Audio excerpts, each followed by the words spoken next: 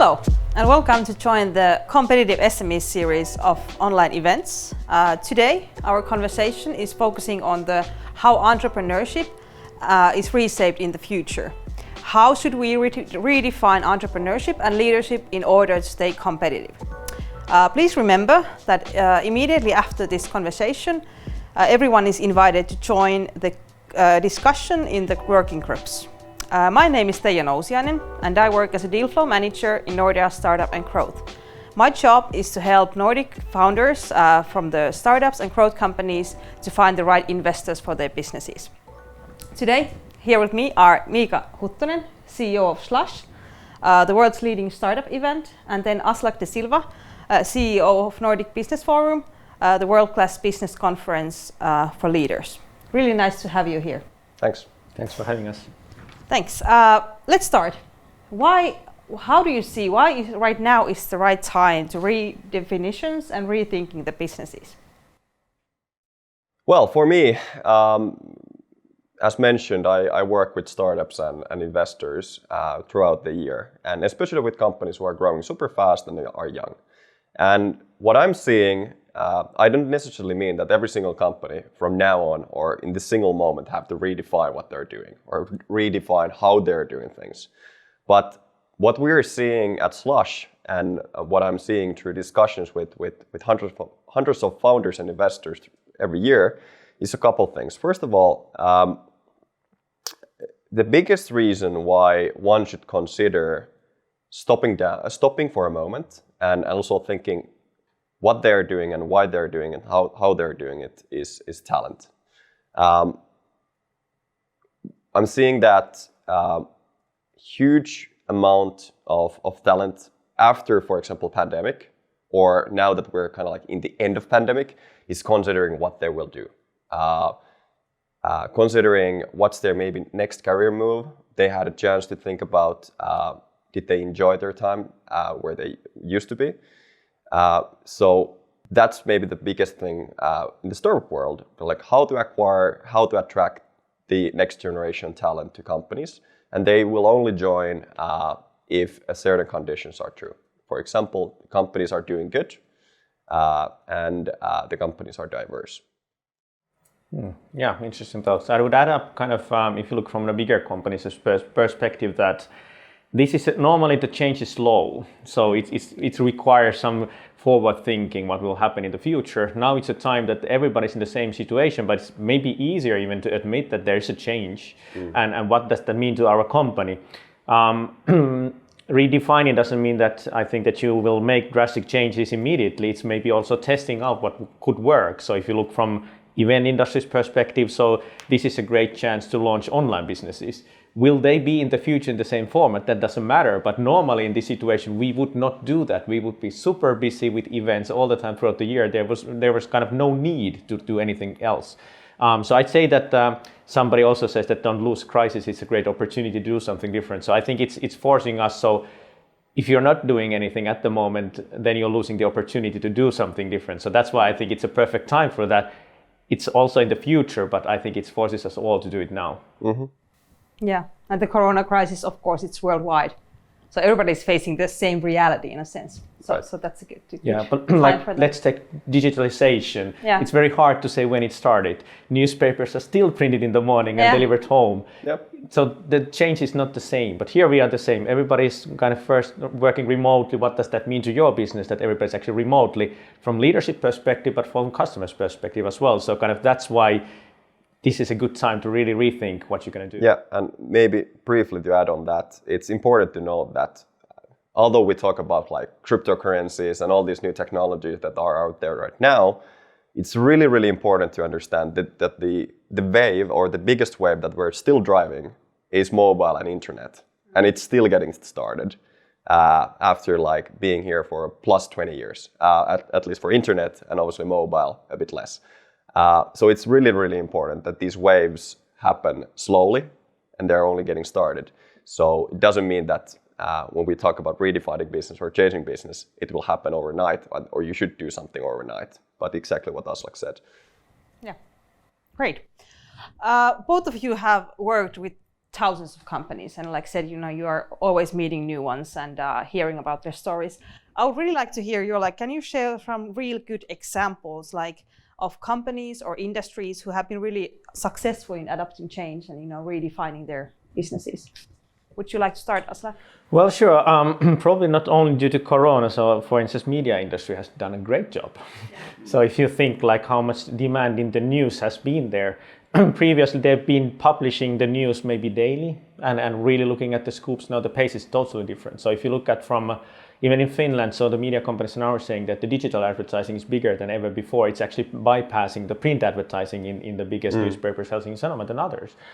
So that is one which might not be that obvious, but actually, well, that's what we do. We go to news site more, and so they've been actually in a normal situation, they might not have been able to actually deliver the news in a pace that we wanted, but they've actually done a change. I'll take other ones. Growth Faculty from Australia is an event organizer as we are. So what they've been doing, they have been launching book clubs, virtual book clubs, and then they have this kind of virtual masterclasses and that on-demand video service for leadership content. And previously it was like us, we are just we are in Finland, they're in Australia, customers wouldn't kind of go to Australia for one single event, you have great events here, but actually they've been able to pivot the content that they had before and what they were working for and building new business models and subscription models from event industry. Still they work with the same speakers, with almost the same people in the company, in the same concept, that the content actually is pretty much the same as it was, but actually the usage of it is totally different now. And I think those are great business model changes that you kind of look at what's the core we can do really well and what's the situation at the moment and then succeed with that. Yeah, really good example. What about you, Miika? Well, I will actually use this opportunity to tell like what we did with Slush. I'm not saying that only the time will tell like whether it was exactly the right decision what we did or not. But obviously last year pandemic we couldn't do the event. Same for Nordic Business Forum. But we kind of like stop and think like essentially what we're doing, and our core mission is to help founders forward, and that mission does not disappear. And obviously, we didn't have a tool that we have used before, so gathering everyone under the same roof and then helping them. And so we thought, like, what to do next. And obviously, what we found out that the biggest thing that the founders required during the pandemic, and especially last year and this year as well, was mostly kind of like someone to discuss with.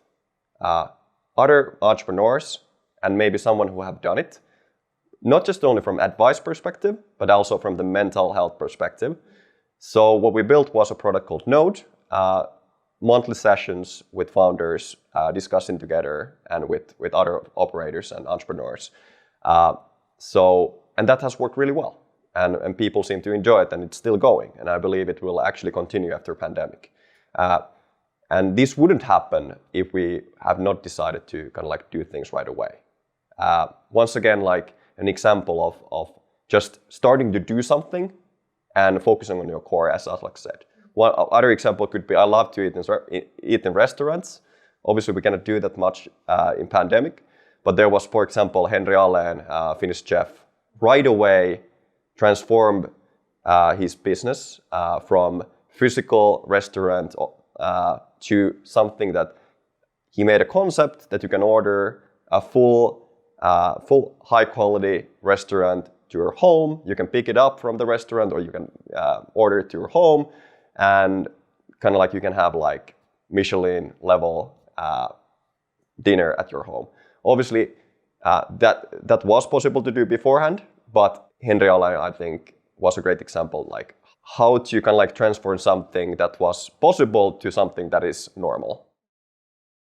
Commenting on there, those, I think often in the success stories, of course, the team is really crucial, that you really have the proper mindset, that you see the opportunities. But one is also brand. So if you have built a strong brand like Henri Alén here or somebody, people know and they want to follow your change and what you're doing. So I think it's still a long-term plan. If you play the game well, you will be able to capitalize the opportunities well. So I think it's like it's not a coincidence that certain companies still may be able to kind of pivot in these moments in a way that others can't. Right. And there are many things there, but I would strongly suggest myself that thinking of startups and others, the brand is strong because people will follow what you do. We had the same with Nordic Business Forum, that when we can't do the events and we said about come to an online event, it's way easier when you have the customer base and they kind of want to see what you can do there. So for us, it's way easier to step. And so I think with Slush as well, you had the credibility, everybody trusted you, had the kind of the community around you. So that's why they kind of followed you and try out. And if they were happy, so it helps you to develop it even better.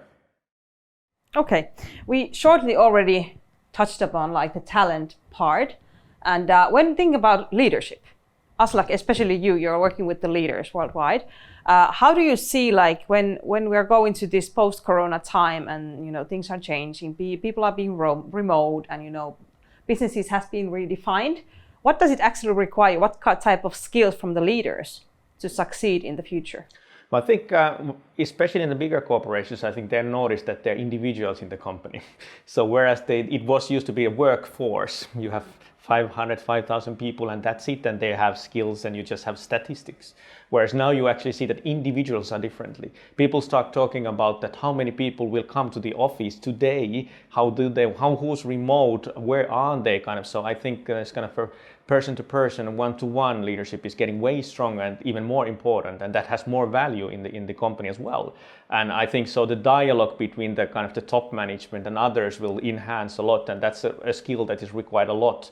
The other thing is, I think what has happened, and which I see a lot, is that kind of the team will actually contribute more to the discussion.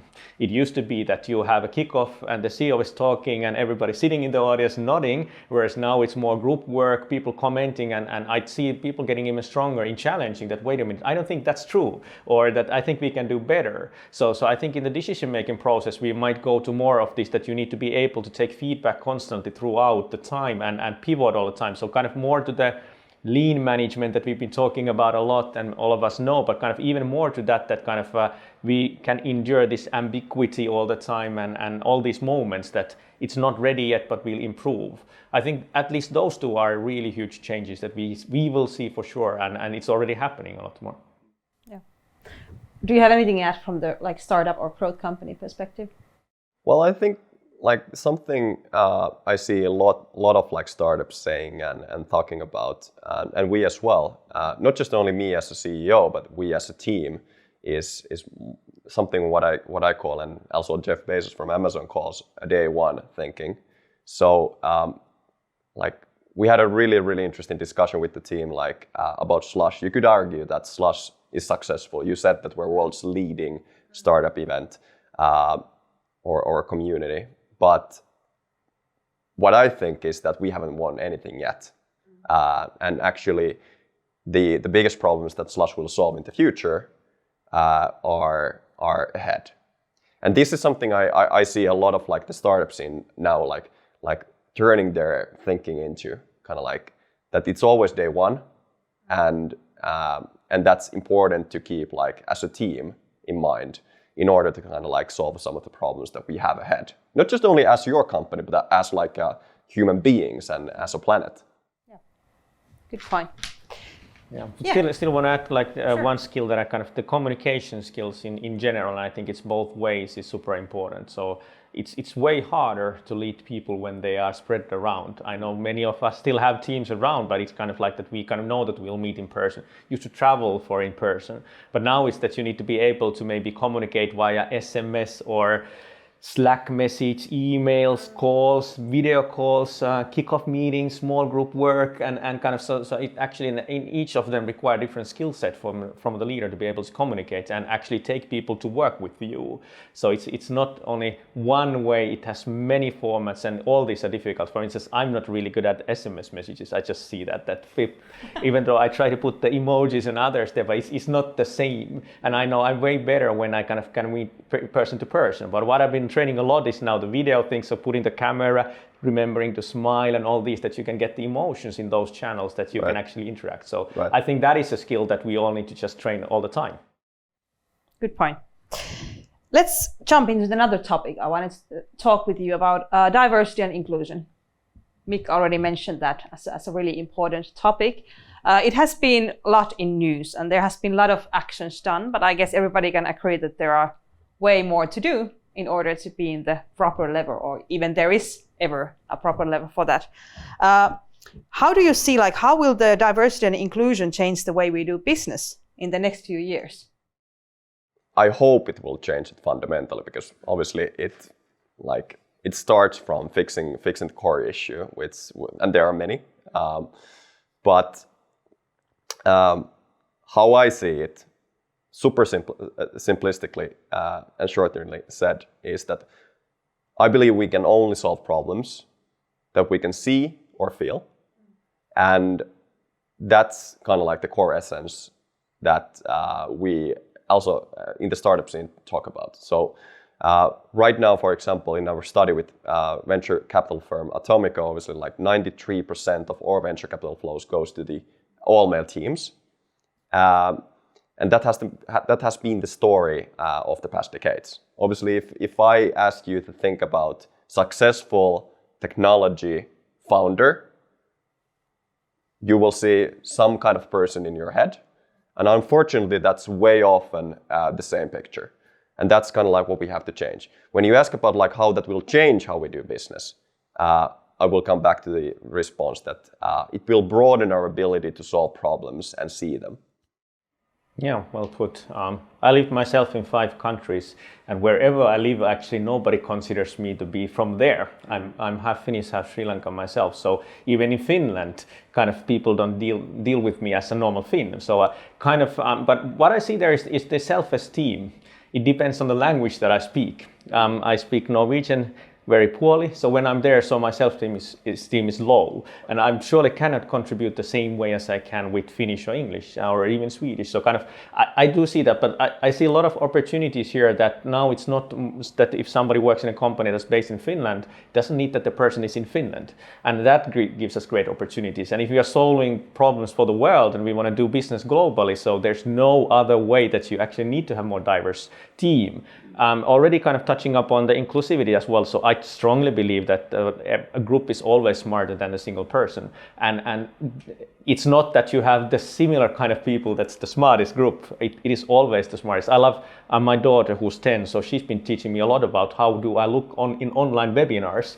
And why? Because she works with TikToks and others all the time. That's what she does every day. So she's like saying, well, your eyes are rolling all the time, concentrate. And I'm like, well, how can you tell me? But that's what I mean, that the feedback can come from anywhere. And I think that's a great opportunity. But I know it's hard for some who haven't been used to, but the younger generations are more aligned to that all the time. They already communicate with each country. They don't care where people are from or what's the background. So I'll think it's get better. And if you're not there and you have kind of worries, so I would just pay attention all the time, that like take yourself out from the old habits and just move on. How do you see, because you come from like a different type of angles, basically. You start with the startup world and then again more like mature firms, bigger firms. What are basically the biggest diversity challenges in the business currently? Would you like to start, Aslak? Yeah, can I be brutally honest? Yeah. So old white great men. But I mean that we kind of tend to see that the past success stories from decades is somehow relevant. They can be, and we need to kind of understand the history. I'm not saying that, but we need to understand why was that successful, not kind of make the heroes of the success stories to be the ones that have all the information.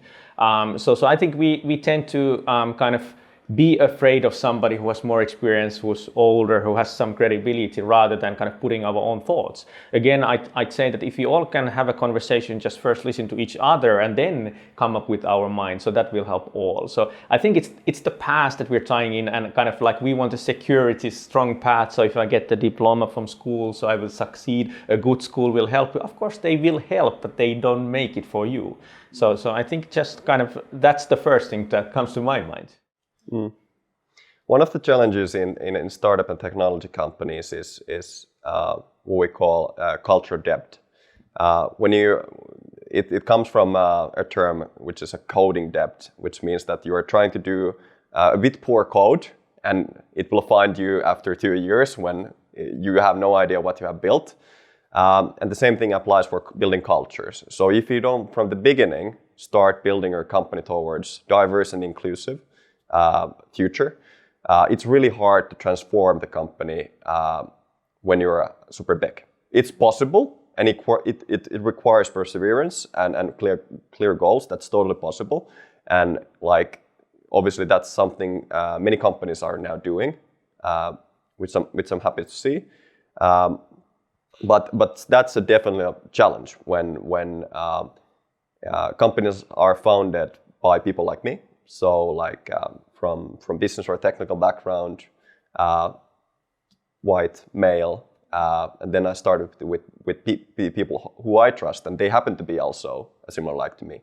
So then, although I would start my company with people like me, maybe me plus 2 coders, I have to be super thoughtful that from here onwards, what are the skill sets, profiles, and so on that complement us, and also make us more attracting as a startup or as a company in the future for those who might think of applying.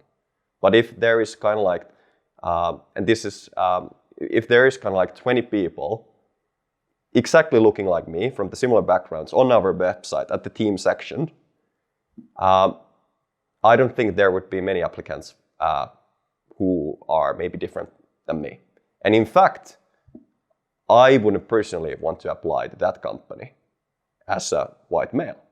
So that's, I think to summarize it, the biggest challenge is, once again, to be brutally honest, is still the underlying systemic problems, and especially, even brutally more said, systemic racism that is getting better, and also the cultural depth. So these are definitely things that we have to keep in mind. Good points. What about sustainability? That's also another topic that is lot in news, and we all know that we are facing a really hard time if we don't change the way we live and do things. When we look at the global top 100 most sustainable corporates, that's a research made by Corporate Knights, over 50% of the companies are European, and there are several corporations which have made a revolutionary change in their business strategy. Quite often it can be, for instance, switching from traditional energy sources to renewable power. What impact does this have for all businesses? I can give you an example of my grandparents. They have a logistic company. Turnover is around $1 million. It's getting slowly down as they're getting older. But for example, they decided to transform their whole fleet of cars into sustainable ones. And why? Because they couldn't anymore drive under certain contracts with the former cars they had. So the impact of why, like as you mentioned, like about the study and these companies turning from fossil using technologies to the sustainable ones, is the fact that this will only accelerate. And maybe as a message for SMEs and everybody who's listening is that I would have hoped to advise my grandparents already a couple years ago that this will happen and you should do it slowly. What they had to do was that in 6 months they had to change their whole fleet super expensively, because that was kind of like demanded that they can continue the business. So that there's a big wave started by, especially from Europe, to keep in mind also for every single company out there. Yeah, like the big companies and governments surely play an important role here when they kind of, like you said, kind of dictate even that you can't work if you're not sustainable. I had an interesting call the other day to India and the southern India, and like saying that why aren't you sustainable in the Nordics? Like I was like, what do you mean that we really care? Like saying, yeah, but you chose the electric cars. Why are you promoting them? The hydrogen cars are better.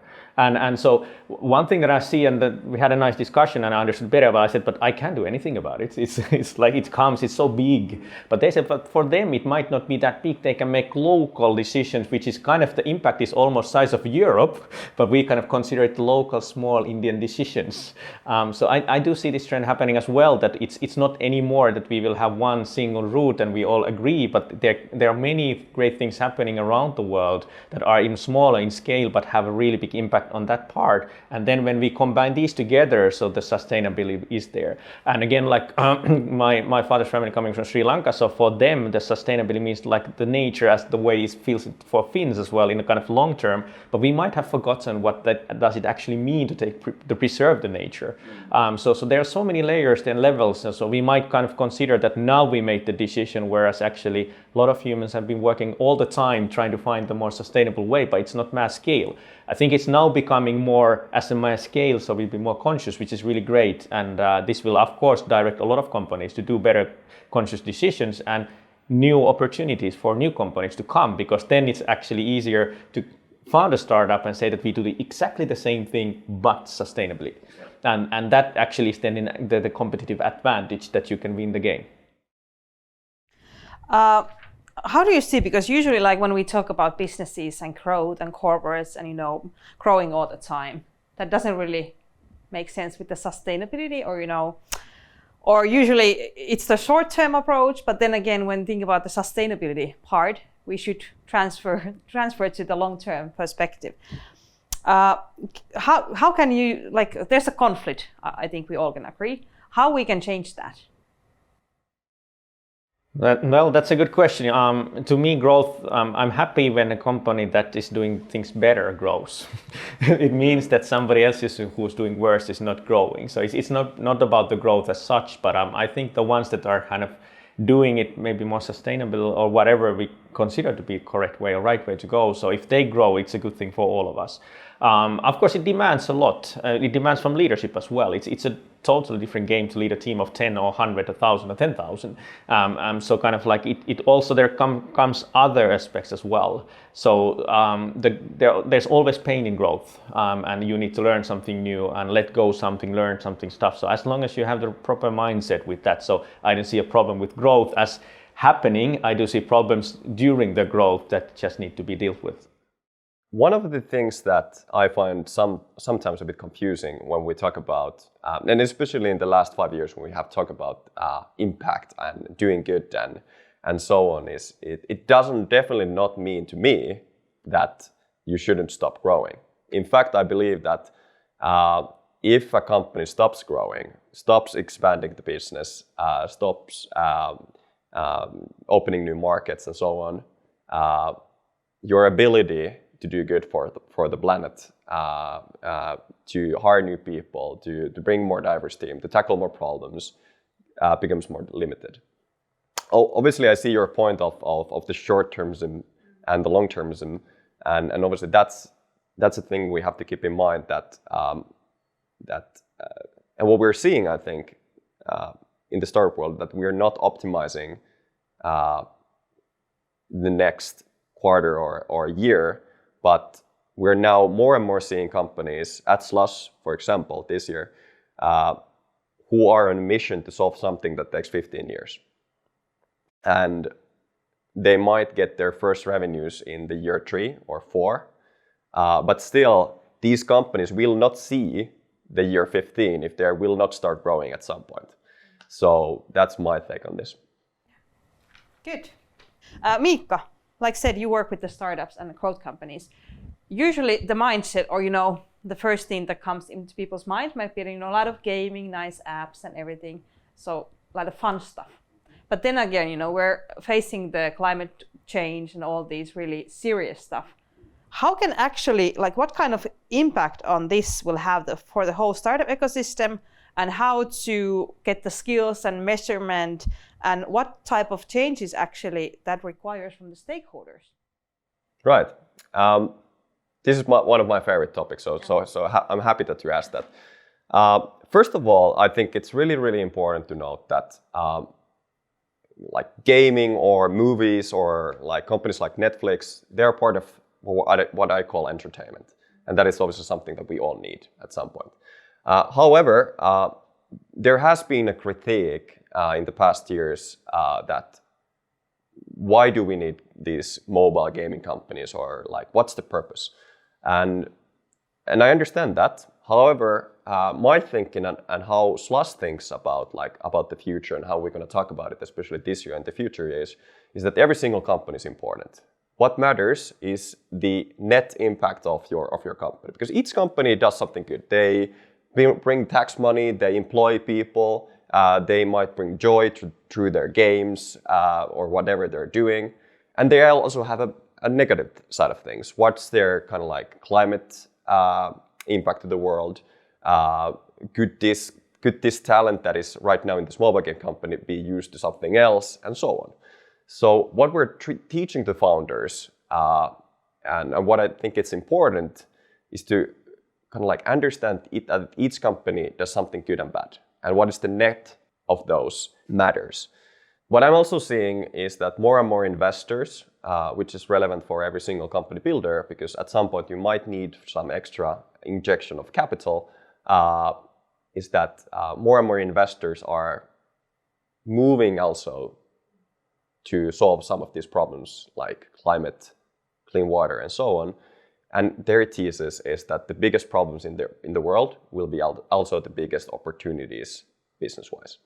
But to wrap it up, I truly think that we should build mobile gaming companies in the future as well. But these companies have to keep in mind what are the things they are maybe losing out, and what are the things they're doing good, both for the society, their employees, and the planet Earth. Yeah, I'd say again, I don't want to sound like I'm complaining that old people rule the world, but I mean that, and maybe I'm the old from your perspective as well. So, but kind of who's saying something is bad? So I think there has been a high demand for kind of being accepted to play the games. My mother is retired who plays solitaire.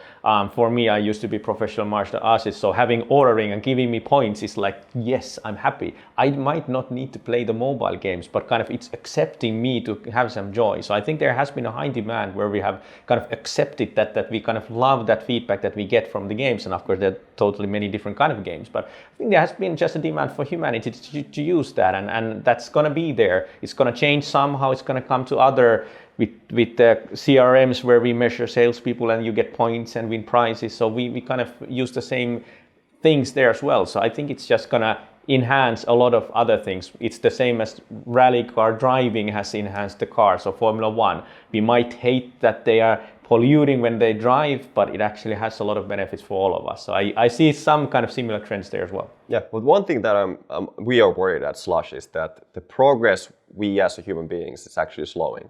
I give you two examples that are maybe my favorites. If you look at like US life expectancy, it has been basically stalled for the past 20 years.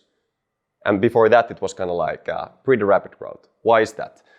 Secondly, we used to fly from London to New York in 3 or 4 hours with Concorde 20 years ago. Now the same flight is 6 to 7, 8 hours, depending how the winds go and so on, and what kind of like conditions there are. But it's crazy that the world is changing faster than ever, but we on certain fields we are not necessarily making as much as progress, and this is also a big theme.